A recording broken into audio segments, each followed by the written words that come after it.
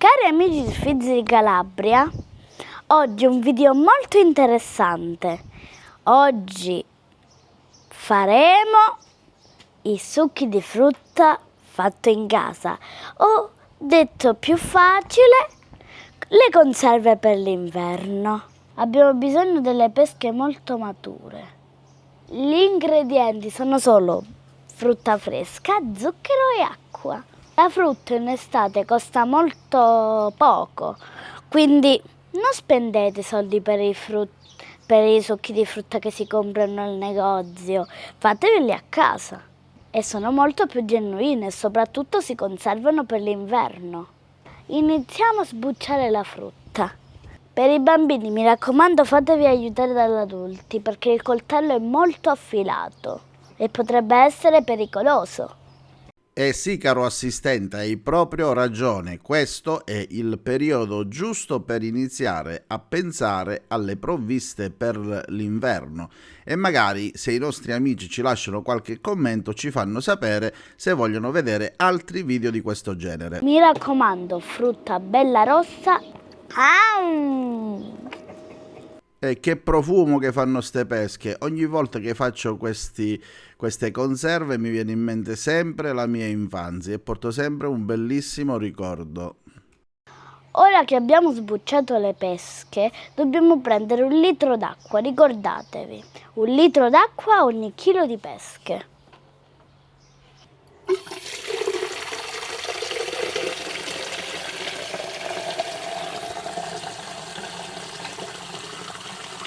Ovviamente i succhi di frutta si possono fare anche con altri tipi di frutta, purché è importante sia sempre ben matura e soprattutto non trattata. Ora dobbiamo aggiungere 300 grammi di zucchero ogni chilo di pesca. Una volta messo nell'acqua,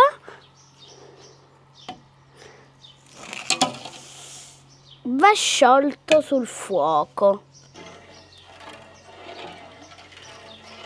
Una volta che lo abbiamo fatto sciogliere tutto, si aggiunge poi la frutta.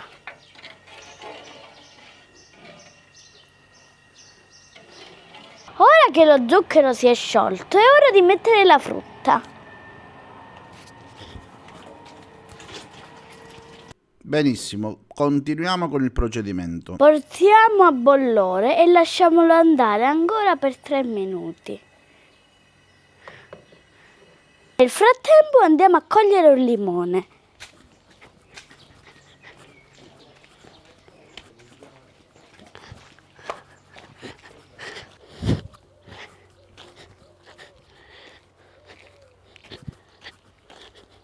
Non c'è che l'imbarazzo della scelta. Ho capito, prenderò questo.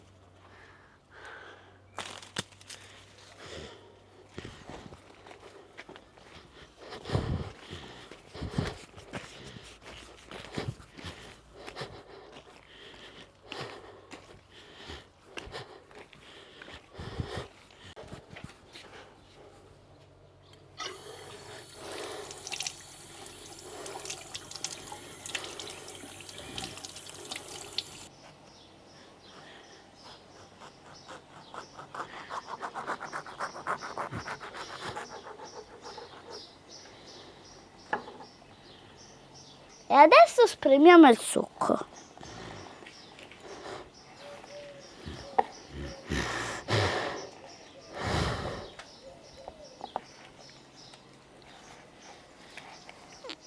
Il limone servirà per addensare, cioè è un addensante.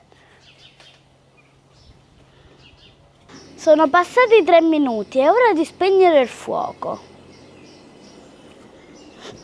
Possiamo aggiungere il limone e dopo giriamo. Bravo Pietrolino, adesso fai una bella girata fino in fondo. Ora frulliamo fino a portarlo liquido. E mi raccomando, attenti agli schizzi. Abbiamo lavato i vasetti e ora li riempiamo. Piccolo consiglio, se magari volete utilizzare dei vasi che avete già usato in precedenza, fategli fare una bella bollitura di almeno un 10 minuti.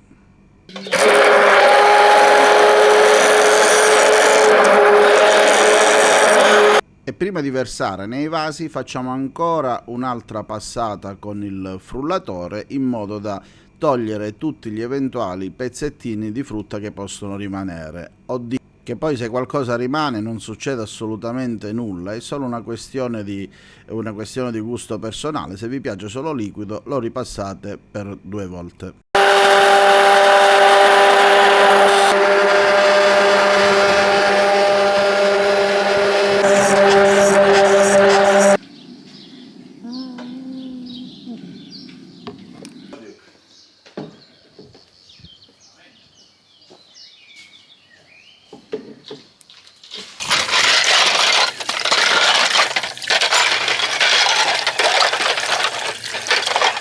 Ok, dai Pietro, posiziona i tappi che poi io do una bella stretta.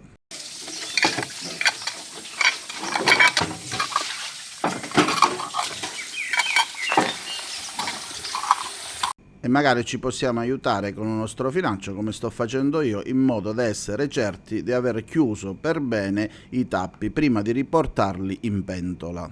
Questo intanto lo assaggio. Ma questo è buonissimo! E ci credo. Ora li dobbiamo mettere nell'acqua per farli sigillare.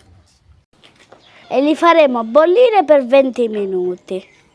Col processo di pastorizzazione a bagnomaria allunghiamo per più di un anno il periodo di conservazione del succo di frutta, ma se non volete pastorizzarlo potete consumarlo tenendolo in frigo per 1 o 2 settimane massimo. Papà, vieni ad accendere il gas. Ok. Facendo la pastorizzazione si conserveranno per più di un anno. Ovviamente finiranno prima. E se questo video vi piace, mi raccomando, fatemelo sapere con un commento e condividetelo con i vostri amici. Un ringraziamento speciale all'ortofrutta Tufo di Scalea che ci ha regalato queste bellissime pesche. Ciao ciao!